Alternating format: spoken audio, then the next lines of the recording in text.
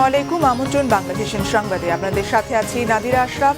শুরুতে উজালা পেইন্টস সংবাদ শিরোনাম।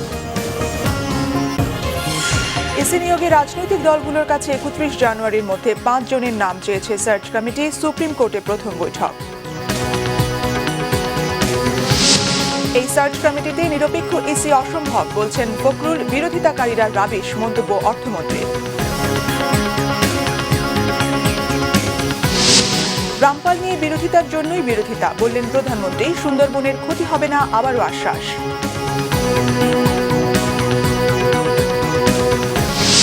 যুক্তরাষ্ট্রের ভিসা প্রক্রিয়ার কঠোরতায় নিউ ইয়র্কে অভিবাসী ও শরণার্থীদের বিক্ষোভ। ইরানের প্রেসিডেন্ট হাসান রুহানির উদ্বেগ।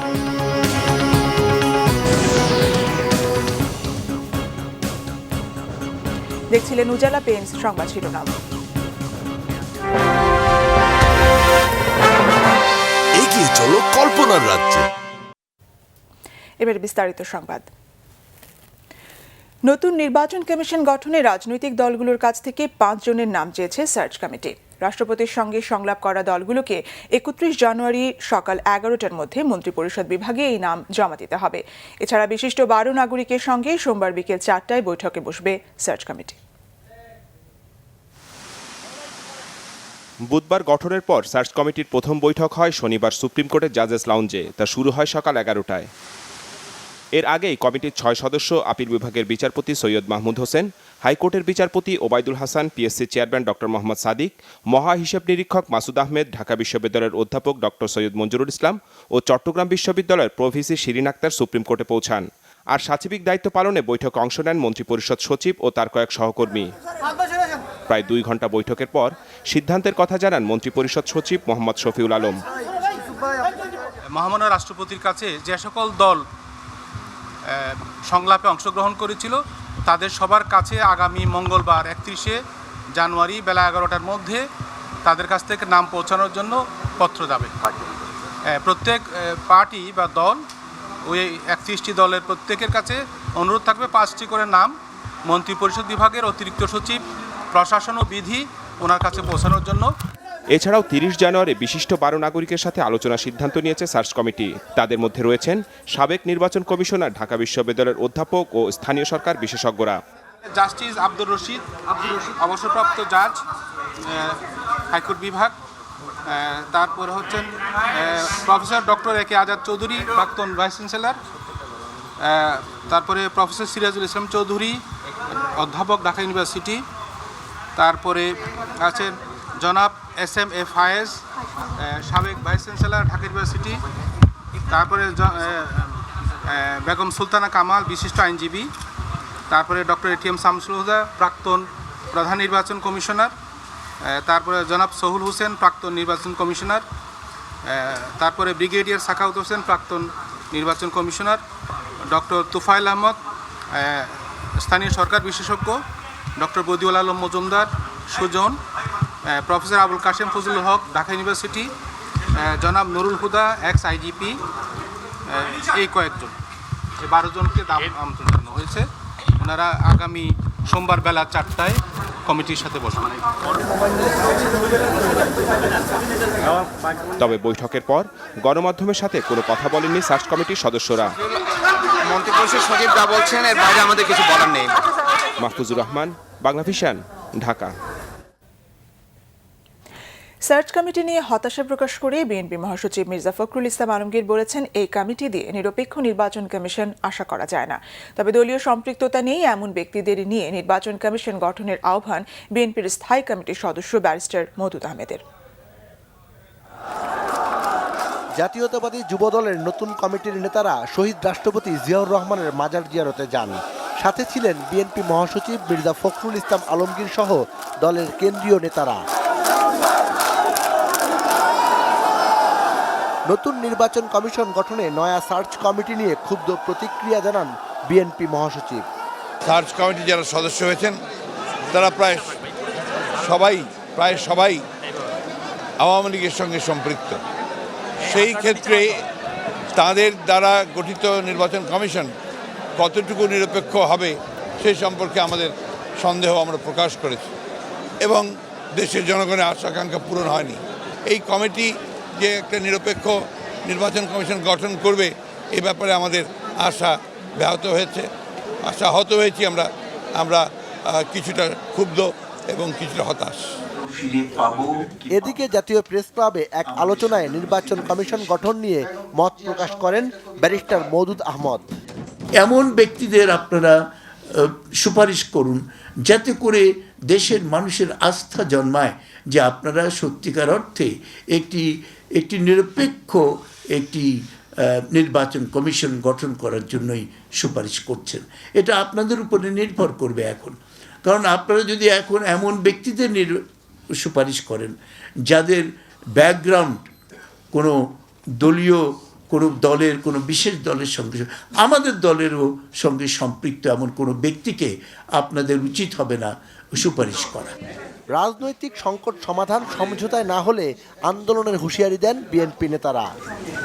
বাংলাদেশ সিকান্দার রেমান, বাংলা ভিশন, ঢাকা।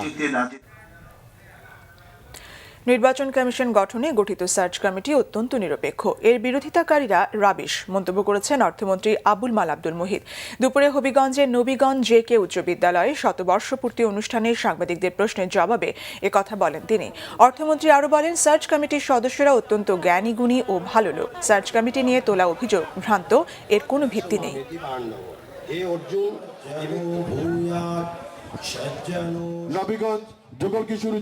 তিনি যা বলেছেন রাবিশ। মনোনয়ন কমিটি যেটা করা হয়েছে এটা অত্যন্ত ভালো কমিটি। সেখানে যারা সদস্য তারা সকলে জ্ঞানী নামী ব্যক্তিবর্গ এবং তাদের সেরকম কোনো দলের মার্কা তাদের উপর দেওয়া যায় না। এর চেয়ে ভালো নির্বাচন কমিশন হতে পারত, সার্চ কমিটি হতে পারত। সবার কাছে গ্রহণযোগ্য একটি নির্বাচন কমিশন গঠন করতে সার্চ কমিটির প্রতি আহ্বান জানিয়েছেন জাতীয় পার্টির চেয়ারম্যান এইচ.এম. এরশাদ। সকালে বনানীতে জাতীয় পার্টির কার্যালয়ে এক অনুষ্ঠানে তিনি এই আহ্বান জানান। জাতীয় পার্টি এবং আওয়ামী লীগ আগামী নির্বাচনে প্রধান দুই দল হিসেবে অংশ নেবে বলে জানান এরশাদ। নির্বাচন সুষ্ঠু হলে জাতীয় পার্টি এককভাবে সরকার গঠন করবে বলেও আশাবাদ তার। জাতীয় পার্টির চেয়ারম্যান বলেন, বিএনপি একটি বিক্ষিপ্ত দলে পরিণত হয়েছে, তারা এখন সাংগঠনিক কোনো দল নয়। স্থানীয়ভাবে সংগঠিত অবস্থান শক্তিশালী না হওয়ায় নারায়ণগঞ্জ সিটি নির্বাচনে জাতীয় পার্টি অংশ নেয়নি বলেও জানান এইচ.এম. এরশাদ।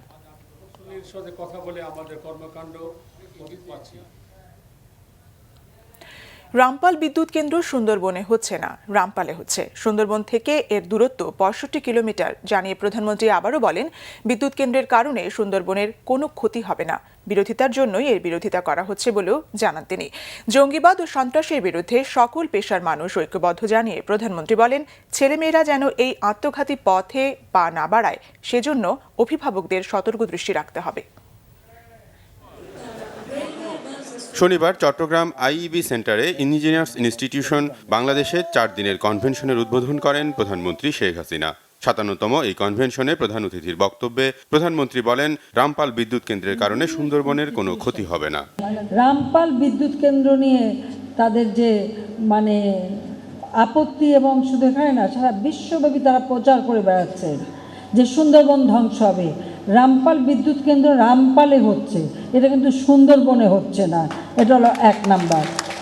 আর সুন্দরবন যেখানে, সেখান থেকে 14 কিলোমিটার দূরে পশুর নদীর তীরে ওটা একটা ডোবা জায়গা ছিল, সেটাকে ভরাট করে সেখানে আমরা এই রামপাল বিদ্যুৎ কেন্দ্রটা করছি।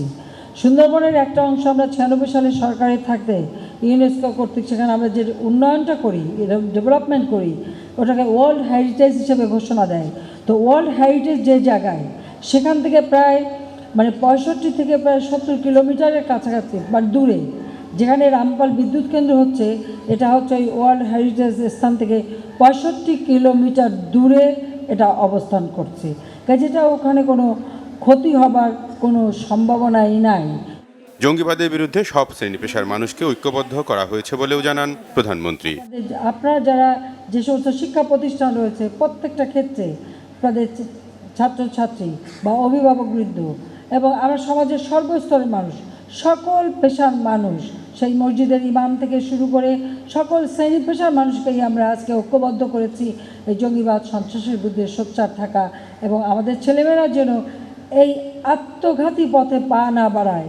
তাদের জীবনটা মূল্যবান, তাদের মেধা আমাদের দেশের জন্য প্রয়োজন। কাজে তারা যেন এই ভালোভাবে মানুষের মতো মানুষ হয় সে ব্যাপারে সকলে সহযোগিতা করবে। ডিজিটাল টেকনোলজি ফর ডেভেলপমেন্ট শীর্ষক এবারের কনভেনশনে জাতীয় সেমিনারের বিষয়বস্তু নির্ধারণ করা হয়েছে utilization for digital technology for pro people development. কনভেনশনে বাংলাদেশ ছাড়াও ভারত, পাকিস্তান, নেপাল ও শ্রীলঙ্কার প্রকৌশলীরা অংশ নিচ্ছেন। রকুনুজ্জামান, বাংলা ভিশন। সবথেকে আধুনিক আওয়ামী লীগে এখন কর্মীর চেয়ে নেতা বেশি বলেছেন দলের সাধারণ সম্পাদক ওবায়দুল কাদের। গাইবান্ধার সংসদ সদস্য মঞ্জুরুল ইসলাম লিটন হত্যাকারীদের চরম মূল্য দিতে হবে বলেও হুঁশিয়ার করেছেন তিনি। গাইবান্ধা সার্কিট হাউসে এক কর্মী সমাবেশে তিনি বলেন, নতুন নেতাদের চাপে পরীক্ষিত অনেক নেতাই এখন স্টেজে উঠতে পারেন না। নতুন গজিয়ে ওঠা নেতাদের থেকে সতর্ক থাকতে কর্মীদের প্রতি আহ্বান জানান তিনি। পরে গাইবান্ধার সুন্দরগঞ্জে DW ডিগ্রি কলেজ মাঠে এমপি লিটন স্মরণে শোক সভায় যোগ দেন তিনি। এ সময় তিনি বলেন, লিটন হত্যাকারীদের খুঁজে বের করে আইনের আওতায় আনা হবে। এর আগে পলাশবাড়ি চৌমাথা মোড়ে পথসভা এবং শীতার্তদের মাঝে কম্বল বিতরণ করেন ওবায়দুল কাদের।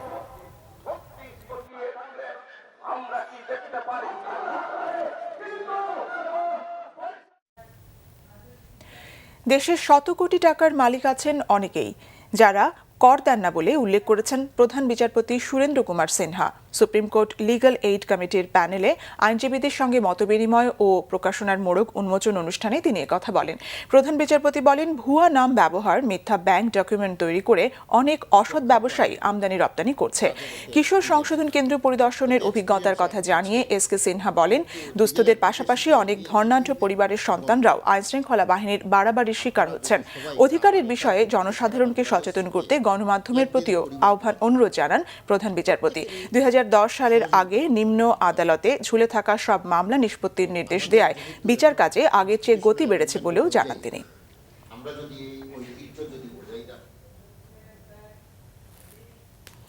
নির্যাতন নয়, সাংবাদিকদের সঙ্গে পুলিশের ধাক্কাধাক্কি হয়েছে। স্বরাষ্ট্রমন্ত্রীকে এমন বক্তব্য দ্রুত প্রত্যাহারের দাবি জানিয়েছেন সাংবাদিক নেতারা। বলেন, নামকা ওয়াস্তে সাময়িক বরখাস্ত নয়, তারা চান দোষী পুলিশ সদস্যদের বিরুদ্ধে ব্যবস্থা। এদিকে ঘটনার সুষ্ঠু তদন্ত ও ফুটেজ দেখে ব্যবস্থা দেওয়ার আশ্বাস নিয়েছেন স্বরাষ্ট্রমন্ত্রী আসাদুজ্জামান খান কামাল।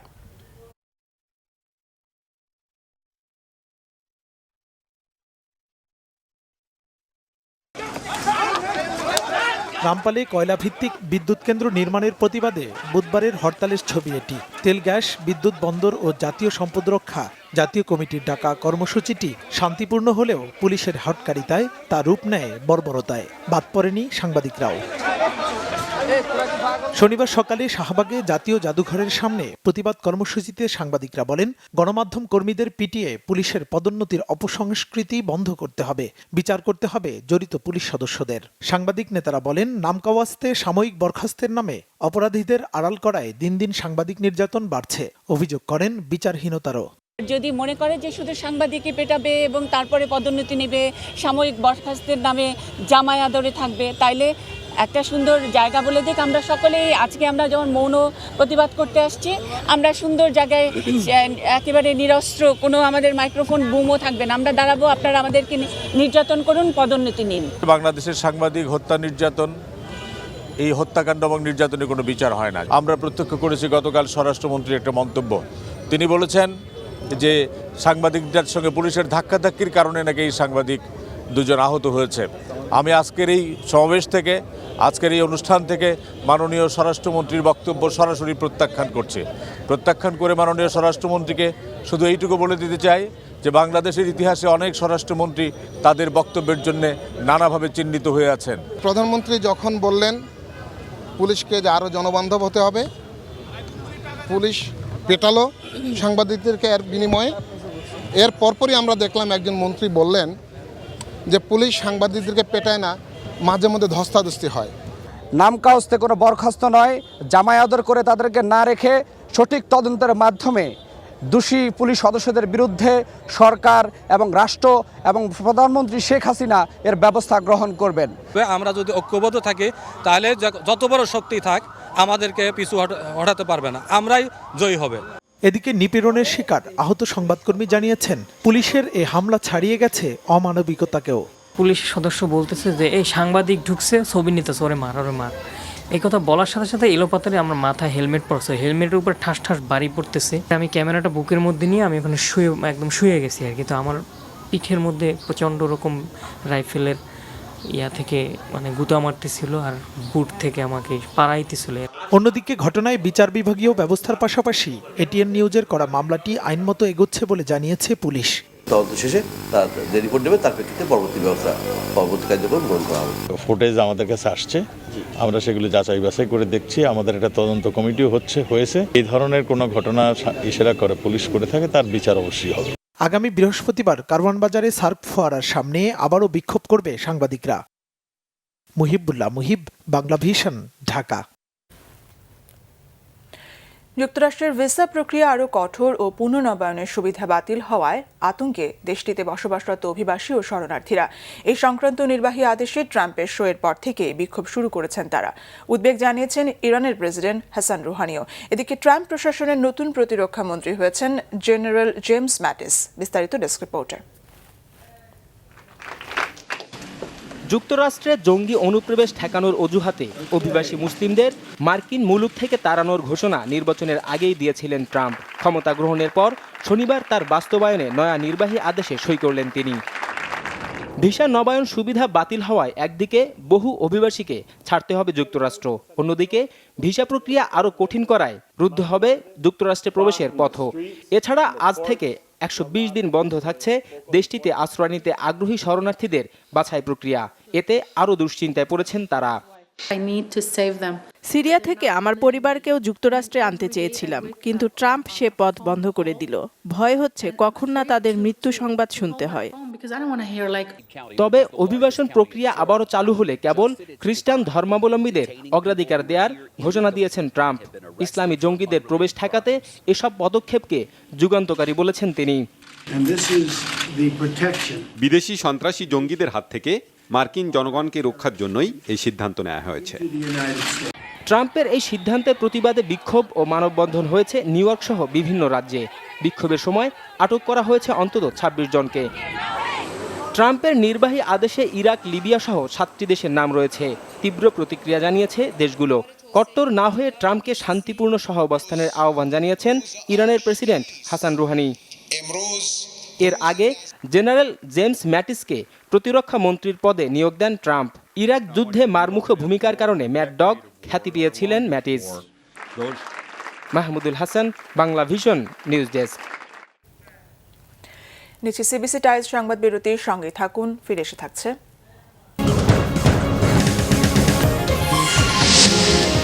বাণিজ্য মেলায় হাড়িপাতিল, টিভি, ফ্রিজ, ফার্নিচারেও ব্যাপক মূল্য ছাড়। পণ্যের মানে প্রশ্ন থাকলেও কেনাকাটায় ধুম। বরিশালে স্কুল ছাত্র খুন, লক্ষ্মীপুরের রায়পুরে স্বামী হত্যায় স্ত্রী আটক, নড়াইলের লোহাগড়ায় গৃহবধূকে পিটিয়ে হত্যা।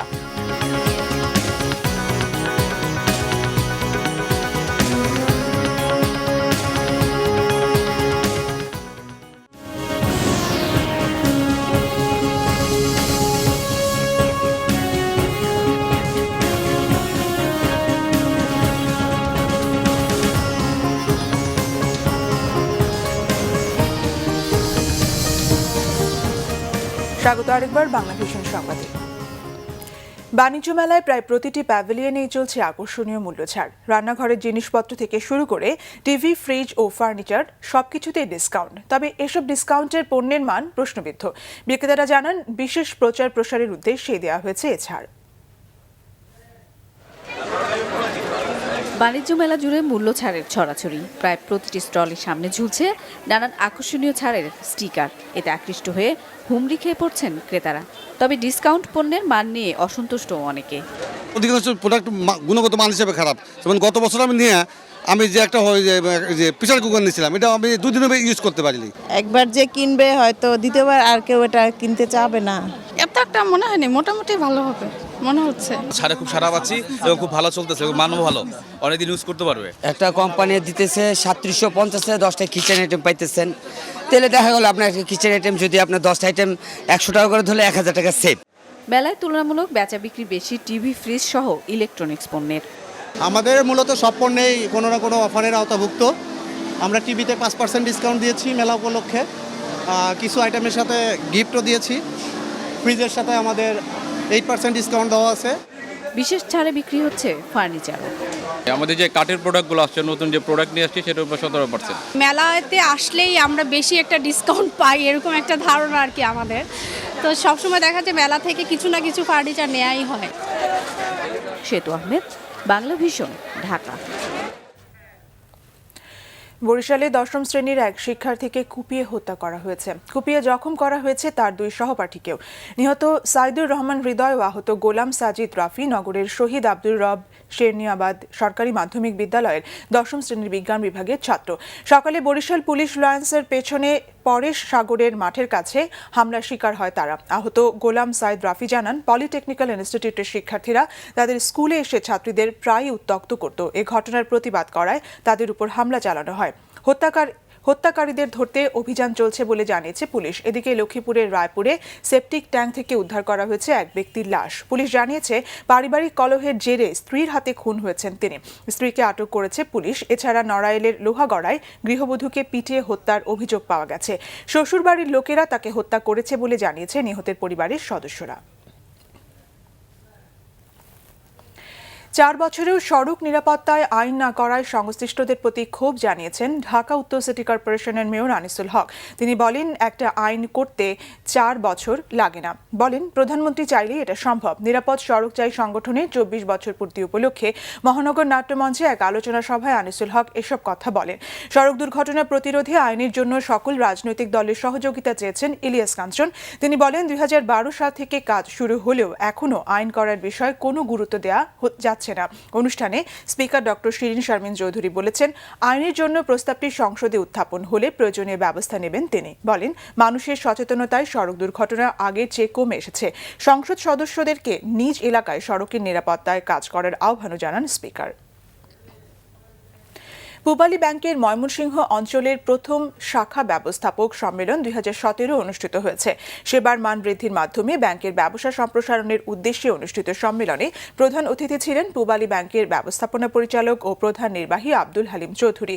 উপব্যবস্থাপনা পরিচালক ও chief technical officer Mohammad Ali ছিলেন বিশেষ অতিথি।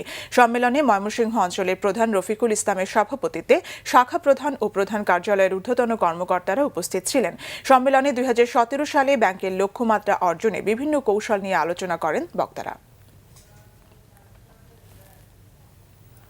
আবার নিচ্ছে সিবিসি টাইমস সংবাদ বিরতি, সঙ্গে থাকুন, ফিরে এসে থাকছে। ভূমধ্যসাগরে 1000 শরণার্থী উদ্ধার। ইতালির কোস্ট গার্ডের মাধ্যমে নেওয়া হচ্ছে সিসিলির আশ্রয় কেন্দ্রে। বড় বোন ভেনাসকে হারিয়ে অস্ট্রেলিয়ান ওপেন জিতলেন সেরিনা। 23তম গ্র্যান্ড স্ল্যাম জিতে টপকে গেলেন স্টেফিকে।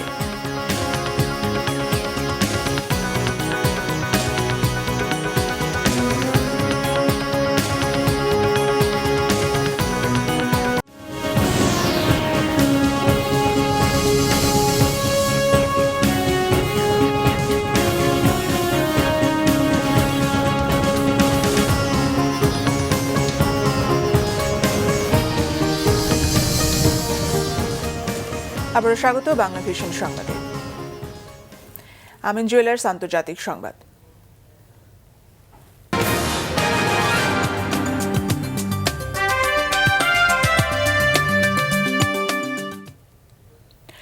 ভূমধ্যসাগরে ভাসমান বিভিন্ন নৌযান থেকে অন্তত 1000 শরণার্থীকে উদ্ধার করেছে একাধিক স্বেচ্ছাসেবী সংস্থা।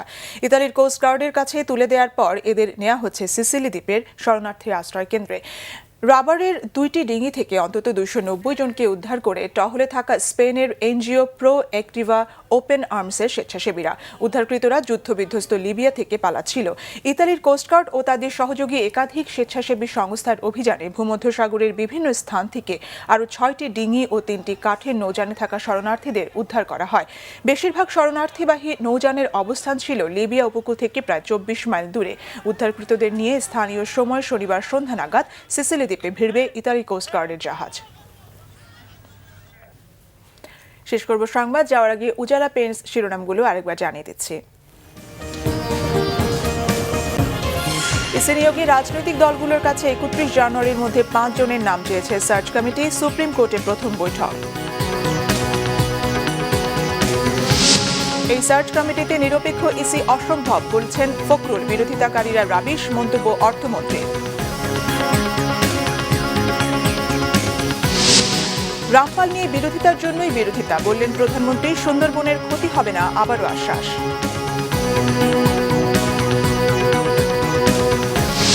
যুক্তরাষ্ট্রের ভিসা প্রক্রিয়ার কঠোরতায় নিউ ইয়র্কে অভিবাসী ও শরণার্থীদের বিক্ষোভ, ইরানের প্রেসিডেন্ট হাসান রুহানির উদ্বেগ।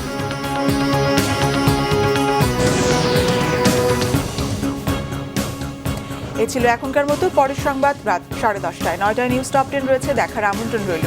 এছাড়া দেশ বিদেশের সংবাদ সবার আগে জানতে গ্রামীণ ফোন বাংলা লিংক এয়ারটেল থেকে ডায়াল করুন 1616 নাম্বারে। ধন্যবাদ এতক্ষণ সঙ্গে থাকার।